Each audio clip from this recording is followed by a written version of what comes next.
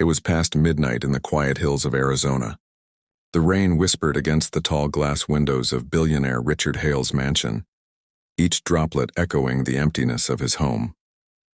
The faint sound of thunder rolled over the desert and the scent of wet earth filled the air. Richard had just returned from a long trip to New York. Another deal signed, another empire expanded. Yet as he stood in his marble kitchen pouring himself a glass of whiskey, a dull ache pressed against his chest. Wealth had given him everything, except peace. He walked slowly across the hall, his footsteps echoing in the vast silence. The mansion was enormous, yet it felt suffocating. Photographs of his late wife hung on the walls, reminders of a love lost too soon. He often wondered when his life had stopped feeling real. The noise of the world, the flashing cameras, the boardroom applause never reached his heart anymore. He was a man who had everything but felt nothing, and on that rainy night as the storm outside deepened, fate decided to remind him that even the richest hearts can be shaken. A sudden knock echoed down the hallway, sharp and unexpected. Richard froze. The clock read 12:43 a.m. No one came to his house unannounced, especially not in weather like this. The security gates were miles down the road, guarded and locked. He set his drink down, the ice clinking softly, and turned toward the door. The knock came again, softer this time, almost pleading. His instincts told him to ignore it, but something deeper urged him to look. He slowly opened the door. Rain lashed against the porch as a cold gust of wind rushed inside. And there, beneath the flickering porch light, stood a little girl. She couldn't have been more than 7. Her long black hair was soaked, clinging to her face. Her thin cotton dress was torn, her small feet bare against the wet ground. Tears mixed with the rain on her cheeks. Richard's breath caught in his throat. She looked up at him, eyes wide and glistening with fear. "Please, sir," she whispered, her voice shaking. "My brother is dying. He needs help." For a long moment, Richard couldn't move. The child looked so fragile, so desperate that it pierced through the wall he had built around his heart. He wanted to ask how she got past the gates, where she came from, but her trembling lips and hollow eyes silenced every question. Without thinking, he grabbed his coat from the rack, slipped it over his shoulders, and stepped into the storm. "Show me," he said, his voice low but firm. The girl nodded quickly and turned toward the dark stretch of desert road. The rain came down harder as they hurried through the night. The desert, usually so dry and lifeless, now seemed alive with sound. The rustle of wet brush, the crack of thunder, the splash of puddles beneath their feet. Richard's expensive shoes were soaked within minutes, but he didn't care. His heart raced as the little girl led him down a narrow dirt path, her small hand gripping his tightly. The wind howled through the canyons and lightning flashed, illuminating the distant outline of what looked like an old camp. They reached a cluster of abandoned tents near a rusted water tank. The air smelled of smoke and decay. In the corner, beneath a torn blanket, lay a boy, thin, pale, and barely breathing. Richard knelt beside him, his heart pounding. The boy's lips were cracked, his skin burning with fever. "When did this happen?" Richard asked softly. The girl wiped her tears with trembling fingers. "He hasn't eaten for 2 days. I didn't know where else to go." Richard quickly pulled off his coat and wrapped it around the boy. "We're taking him to the hospital," he said firmly.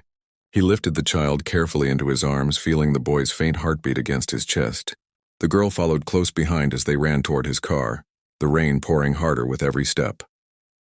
By the time they reached the mansion's driveway, Richard's heart felt different, alive for the first time in years.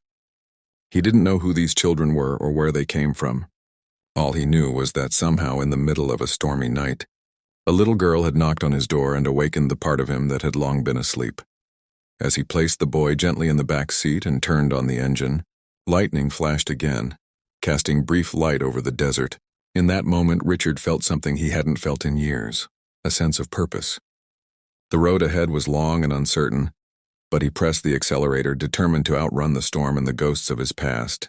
The mansion lights faded behind him, swallowed by darkness, as the car disappeared into the rain toward the unknown, and toward something that might finally heal his soul. 4 days had passed since the stormy night that changed Richard Hale's life. The mansion was silent again, but the silence felt different now, heavier, almost alive. Richard sat in his study, the faint glow of a fireplace casting long shadows on the walls. On the desk before him lay a small carved stone, the same one the little girl had left behind. The symbol etched into it was simple yet powerful, the sacred mark of the Apache tribe. He couldn't stop staring at it. Each groove, each line seemed to whisper something ancient, something beyond his understanding. The memory of the child's frightened eyes still haunted him. He remembered how he had found the boy, barely breathing, burning with fever, yet still clutching that stone as if it were his only lifeline. Richard had rushed him to the nearest clinic 30 miles away, refusing to leave until the boy's condition stabilized. For hours he had sat by the bedside, holding the boy's fragile hand and watching the rise and fall of his chest. Something about that child stirred a forgotten tenderness within him. But when Richard returned the next morning, the bed was empty. The nurses were confused. There was no sign of who had taken him or how they'd gotten past the staff. The only thing left behind was Richard's coat and that carved stone resting on the pillow. Since that morning, Richard hadn't slept properly. The quiet hum of the desert wind outside his mansion only deepened his restlessness. At night he thought he heard faint voices, the echo of children's laughter fading through the halls. He told himself it was just his imagination, but deep down he knew something greater was at work. Guilt and curiosity battled within him. Who were those children? Why had they come to him? He tried to research the Apache symbol online, but nothing matched. It was as if the stone carried a meaning lost to time. On the fourth night, as the sun dipped behind the red cliffs painting the horizon in fire, Richard sat by his study window with a glass of untouched whiskey. The carved stone sat on his palm, warm despite the evening chill. Then, just as the first stars appeared, a knock echoed through the house. Slow, heavy, familiar. His pulse quickened. Memories of that first night rushed back, the rain, the girl, the trembling voice. But tonight the air was dry and still. He rose quietly and walked toward the door, each step echoing in the vast emptiness. When he opened it, he froze. Standing on his porch were 3 Apache women. Their long braids glistened under the moonlight, and their faces, lined by both age and strength, carried a calm dignity. They wore traditional shawls woven with desert colors, red, gold, and earth brown. Richard felt as though time had stopped. The eldest of the 3 stepped forward, her eyes deep and knowing. "You saved one of ours," she said softly, her voice as gentle as the desert wind. "But remember, some debts are written not in gold, but in spirit." Her words sank deep into Richard's chest, carrying a weight he couldn't describe. Before he could speak, she reached into a small leather pouch and placed it in his hand.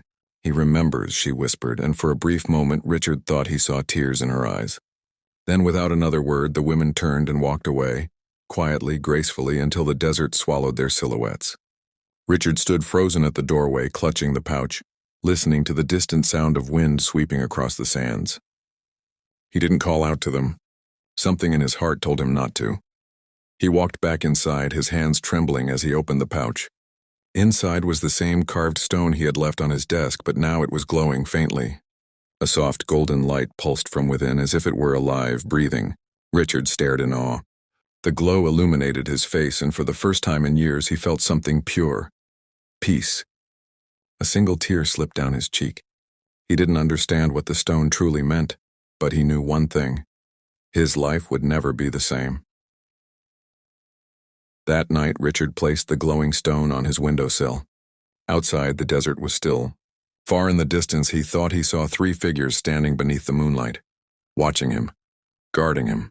He blinked and they were gone. The storm, the fear, the emptiness, all had faded into something larger, something sacred.